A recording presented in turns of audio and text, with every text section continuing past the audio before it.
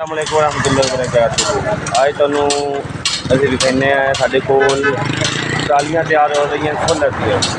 वो तुहानू विखाने जिससे बंदा तैयार करता है ठीक रेट है, नॉर्मल रेट भी इतनी महंगी नहीं है। सोलर ट्रालियां विखाने किस तरह लिए तैयार करता है आज साढ़े नाल।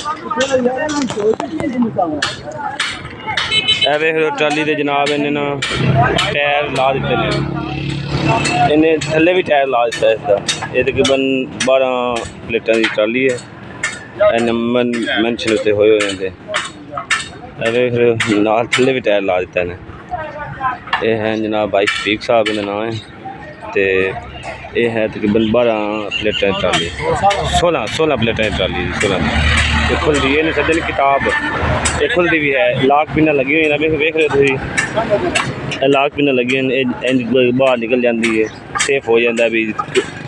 कल बारिश आए तो ओले वसन तो जी वड्डी है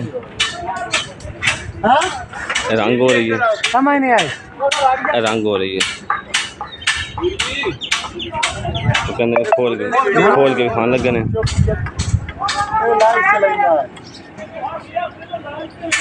ऐसे देख रहे हो इस तरह खुल रही है,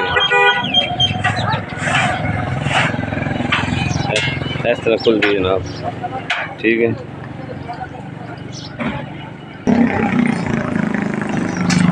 तुम देख रहे हो जनाब इतने बिल्कुल खुल जाती है इस तरह खुल के।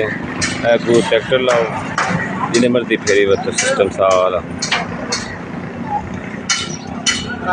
तकरीबन 2-3 तैयार करता पाया,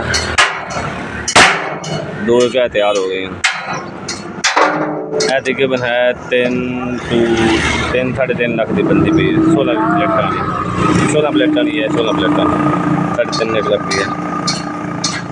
नाल शॉप भी है, ट्रैक्टर स्पेयर पार्ट।